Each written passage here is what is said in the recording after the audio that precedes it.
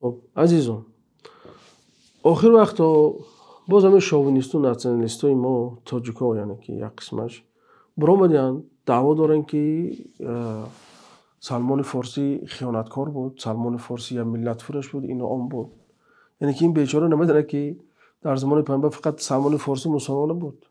10 نفر چی در مدینه بود چی در یمن اون زمان 10 نفر انسان ها اسلام آورده بودن از فارس ها. ما انشالله یک سلسله شاید در اطراف اونها خواهیم کرد. بعد اونا میگن که چرا برای عربو پیامبر باشه برای ما نباشه؟ و پیامبر برای تو دپوتات بود یا پرزیدنت بود که تو انتخاب میکنی رفته در انتخابات؟ پیامبر خدا انتخاب میکنه. الله یستفی، خدا استفا میکنه، خدا میگره. پیامبر خدا اختیار میکنه، نه اینکه بنده برای خودش پیامبر اختیار کنه. تو پیامبر وقتی اختیار میکنی یعنی که تو از خودت مثل خودت یا انسان اختیار میکنی یا مثل خودت انسان انتخاب میکنی که به هوای تو رو برد. اما الله تعالی برای تو انتخاب میکنه تو اینکه تو توبه و پیامبر باشه، نه اینکه پیامبر توبه تو باشه. وقتی تو انتخاب کردی بالی و منت میگذاری بعد. برای همین من یک صحابی رو میارم برادرها، فارس است، فارسی زبان است، یعنی که پیش از سلمان فارسی اسلام آورده است. همون انسانی که پیامبر علیه السلام بینه چه خیل اسلام یعنی که ملت چگون نجات پرستی رو زیر پا کرد از اولین قدم، ولی یگون بشریت به این درجه نرسیده تا حال. پیامبر گفتن که خذ القرآن من 4، قرآن از 4 کس گرفتن پیامبر. یادش گفتن ابن مسعود است و هم از خارج مکه بود. دیگری سالم مولا ابی حذیفه که ما در اطراف او صحبت میکنیم. همین سالم مولا ابی حذیفه همین آدم فارسی است. بعد گفتن ابی بن کعب و معاذ بن جبل. حدیث بخاری مسلم روایت میکنه.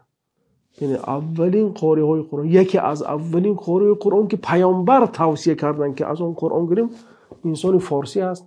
و چه خیلی که در کتاب الاصابه و طبقات کبرای ابن سعد آمده است، در معرفت الصحابه ابو نعیم اصفهانی آمده است، مگه این مرد سالم یعنی مرد از فارس بود و از شهر استخر که این نزدیک به پرسیپولیس و که نزدیک به شیراز هم هست.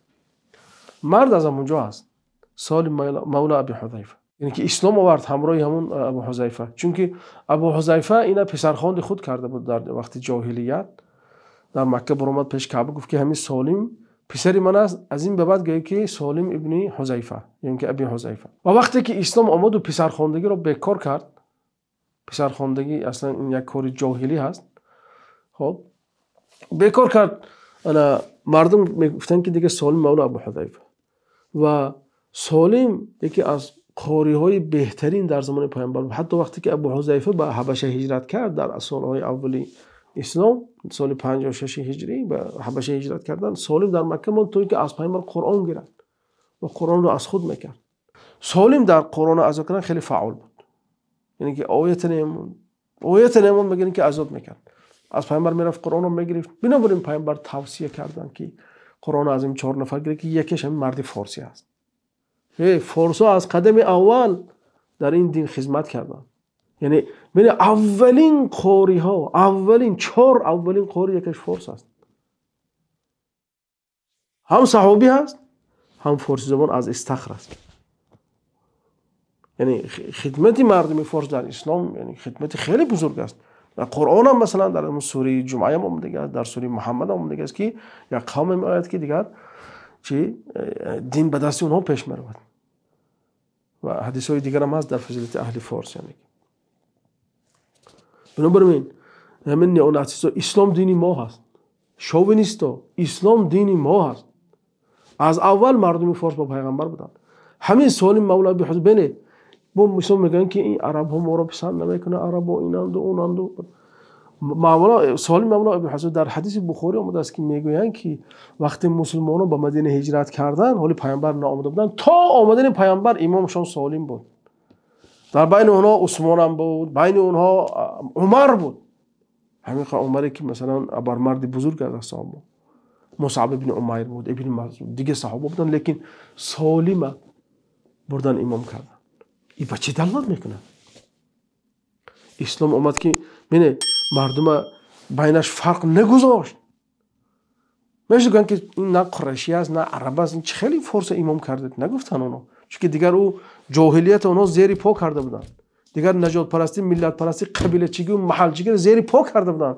برای همین سالم آوردن امام خود کردن. برای اینکه سخن ما درست نشد دوستان، همین سالی میبینیم که وقتی عمر بن الخطاب میگه که وقتی که پیش از وفات شد، یعنی که وقتی خنجر میزند ابو العلای مجوسی، عمر در بستر مرگ بود، میگه که اگر همین سالم میبود میگه من این شورا رو نمیکردم، یعنی همون شورای 6 نفر رو.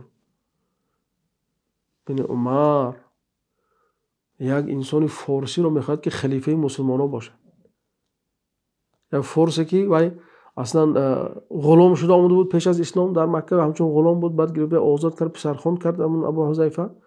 خب بعد از عمر میگه که من از سالم دیده دیگه کاندیدیت خوب، نامزد خوب در این خلافت نیست. میگه یعنی اونقدر خودش نشون داده بود، چی در قرآن، چی در فهم، چی در فقه، همه طرف سالم انسانی بزرگ بود، انسانی اجتماعی بود، انسان سیاسی بود، انسانی همه طرفه میفهمید زندگی رو. برای همین حضرت عمر رضی الله عنه گفتن که اگر سالم میشد من سالم خلیفه میگذاشتم.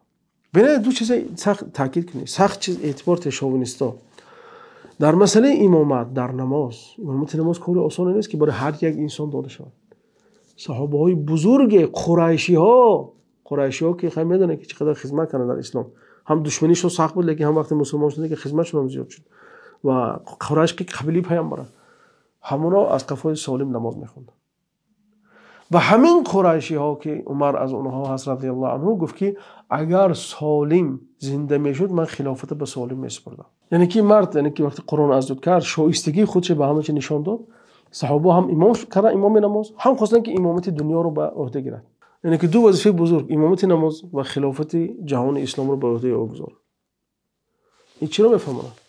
این آن رو میفهمند که فارس ها از قدم اول این دین قبول کردن، پذیرفتن و در خدمت این دین بودن و در خدمت نشر این دین بودن. و حافظ قرآن که از همون 4 تا اولین حافظ ها هم از فارس ها بود. غیر از اون راوی هایی که مثلا قرآن مثلا روایت اون حفص و ابن کثیر رو چیها داریم، اونجا هم مثلا هم 7-10 قاری که هست اکثرش مثلا فارسی زبان بودن.